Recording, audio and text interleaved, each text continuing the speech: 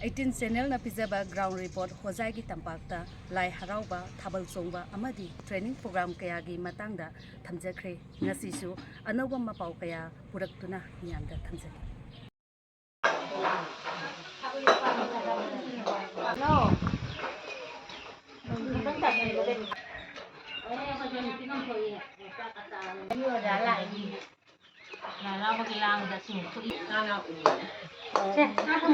Manipurdagi medamna lengbirakuna akoigi amtola khungang asida makhan makhagi makhan mathengi achar sembagi training ama medamna laga akoigi amtola khungang asida takpirabase akoi jamna nungai matungda amu medamdagi tamhoraga akoi amu ꯑꯩꯈꯣꯏꯒꯤ ꯑꯝꯇꯣꯂꯥꯗ ꯂꯩꯔꯤꯕ ꯃꯩꯔꯥ ꯄꯥꯏꯕꯤ ꯏꯃꯥꯂꯨꯞ ꯃꯌꯥꯝꯁꯤꯒ ꯄꯨꯟꯗꯨꯅ ꯑꯩꯈꯣꯏ ꯃꯇꯨꯡꯗ ꯑꯃꯨꯛ ꯑꯩꯈꯣꯏ ꯑꯆꯥꯔꯁꯦ ꯑꯃꯨꯛ ꯑꯩꯈꯣꯏ ꯁꯦꯝꯅꯕ ꯊꯧꯔꯥꯡ ꯇꯧꯅ ꯑꯩꯈꯣꯏ ꯍꯣꯠꯅꯖꯒꯦ ꯃꯦꯗꯥꯝꯅ ꯂꯥꯛꯅ ꯇꯥꯛꯄꯤꯕꯁꯦ ꯑꯩꯈꯣꯏ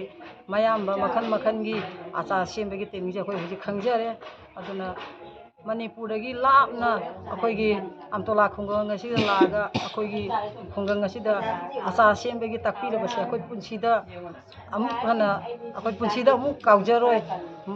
ꯑꯁꯨꯛ ꯃꯇꯝ ꯀꯥꯏꯊꯣꯛꯑꯒ ꯑꯩꯈꯣꯏꯒꯤꯗꯃꯛꯇ ꯂꯥꯛꯄꯤꯕꯁꯦ ꯑꯩꯈꯣꯏ ꯌꯥꯝ ꯅꯨꯡꯉꯥꯏꯌꯦ ꯌꯥꯝ ꯍꯔꯥꯎꯋꯦ ꯑꯍꯥꯟꯕꯃꯛꯇꯗ ꯈꯨꯔꯨꯝꯖꯔꯤ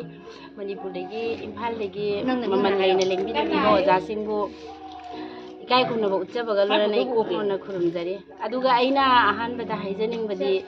ꯉꯁꯤ ꯑꯩꯈꯣꯏ ꯌꯨꯝꯊꯣꯡ ꯈꯨꯗꯤꯡꯒꯤꯀꯣ ꯅꯨꯄꯤꯁꯤꯡꯁꯦ ꯂꯥꯏꯔꯤꯛ ꯑꯃ ꯃꯌꯥꯝ ꯑꯃ ꯍꯩꯖꯤꯜꯂꯒꯁꯨ ꯌꯨꯝꯗ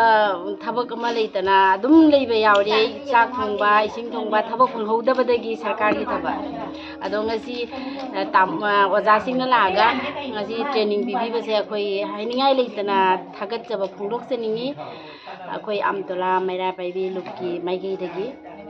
ꯑꯗꯣ ꯊꯃꯣꯏꯗ ꯌꯥꯝ ꯅꯨꯡꯉꯥꯏꯕ ꯐꯥꯎꯏ ꯑꯗꯣ ꯃꯁꯤꯒꯤ ꯃꯊꯪ ꯇꯥꯕꯗꯤ ꯑꯩꯈꯣꯏꯁꯨ ꯈꯪꯗꯕ ꯃꯌꯥꯝ ꯑꯃ ꯑꯩꯈꯣꯏꯁꯤꯒ ꯅꯨꯄꯤ ꯃꯌꯥꯝ ꯑꯃꯁꯨ ꯂꯩꯔꯤ ꯑꯗꯣ ꯑꯩꯈꯣꯏꯅꯁꯨ ꯇ꯭ꯔꯦꯅꯤꯡ ꯄꯤꯔꯒ ꯍꯦꯟꯅꯕ ꯍꯣꯠꯅꯖꯒꯦ ꯑꯩꯈꯣꯏꯁꯨ ꯆꯥꯎꯊꯣꯛꯆꯅꯕ ꯍꯣꯠꯅꯖꯒꯦ ꯍꯥꯏꯅ ꯈꯜꯂꯤ ꯁꯤ ꯑꯣꯖꯥ ꯑꯣꯏꯅ ꯂꯥꯛꯑꯒ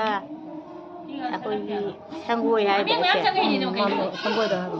ꯑꯁꯤꯗ ꯑꯆꯥꯔ ꯁꯦꯝꯕꯒꯤ ꯁꯤꯟꯐꯝ ꯑꯃ ꯇꯥꯛꯄꯤꯔꯕꯁꯦ ꯌꯥꯝꯅ ꯍꯔꯥꯎꯔꯦ ꯌꯥꯝꯅ ꯅꯨꯡꯉꯥꯏꯔꯦ